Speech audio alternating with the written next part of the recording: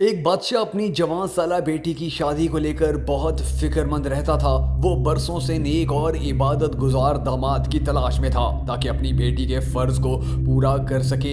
ایک دن اس نے اپنے وزیر کو بلایا اور کہا کہ کسی طرح میری بیٹی کے لیے میری رعایا میں سے عبادت گزار انسان کو تلاش کر کے سامنے پیش کرو۔ وزیر نے اپنی فوج کو شہر کی جامع مسجد کے گرد تعینات کر دیا اور کہا کہ چھپ کر دیکھتے رہو، جو شخص آدھی رات کو مسجد میں داخل ہوگا اسے نکلنے مت دینا جب تک کہ میں نہ آ جاؤں۔ پہرے دار خفیہ نگرانی کرنے لگے اور عین آدھی رات کے وقت ایک چور چوری کرنے کے ارادے سے گھر سے نکلا اور دل ہی دل میں سوچا کہ کیوں نہ آج شہر کی جامع مسجد میں جا کر چوری کی جائے اور مسجد کا قیمتی سامان چرا لیا جائے۔ چور جیسے ہی جامع مسجد میں داخل ہوا، مسجد کی انتظامیہ نے چور سے بے خبر ہو کر مسجد کو باہر سے تالا لگایا اور اپنے گھروں کو چلی گئی۔ فوجی دستوں نے وزیر کو اطلاع دی کہ لگتا ہے کوئی عبادت گزار آیا ہے، مگر مسجد کو تالا لگ چکا۔ اب صبح کی اذان پر ہی مسجد کھلے گی تو پتہ چلے گا کہ وہ کون ہے۔ وزیر جلدی سے مسجد پہنچا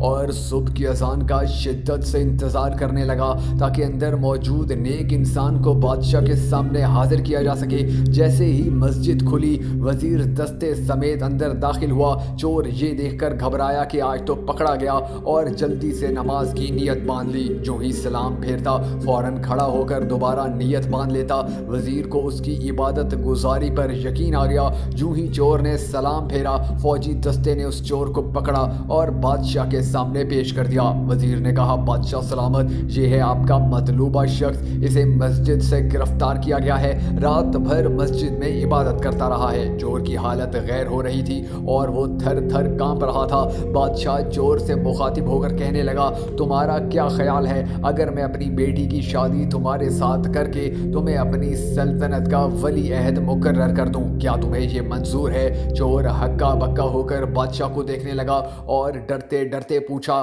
عالی جاں، یہ کرم نوازی کس وجہ سے ہے؟ بادشاہ نے کہا، تم عبادت گزار ہو، رات بھر مسجد میں رہے اور صبح اذان ہونے پر باہر آئے۔ چور نے دل ہی دل میں کہا، اے اللہ، میں چوری کی نیت سے ہی صحیح مگر تیرے گھر گیا، دکھلاوے کی نیت سے ہی صحیح مگر نماز ادا کی، اور بدلے میں تو نے دنیا میرے قدموں میں ڈال دی۔ اگر میں سچ مچ عبادت گزار ہوتا اور راتوں کو تہجد پڑھا کرتا تو پھر تیرا انعام کیا ہوتا؟ وہ چور وہیں کھڑے کھڑے نادم ہو کر تائب ہوا اور سوچنے لگا کہ خوش نصیب ہیں وہ لوگ جن کا دل عبادت میں لگتا ہے، اپنے مالک کے سامنے گڑ گڑا کر ذکر کرتے ہیں، آرام دہ بستروں کو چھوڑ کر مصلی پر کھڑے ہوتے ہیں۔ اللہ کے ہاں ان کا کیا مقام ہوگا، ایک انسان اس کا تصور بھی نہیں کر سکتا۔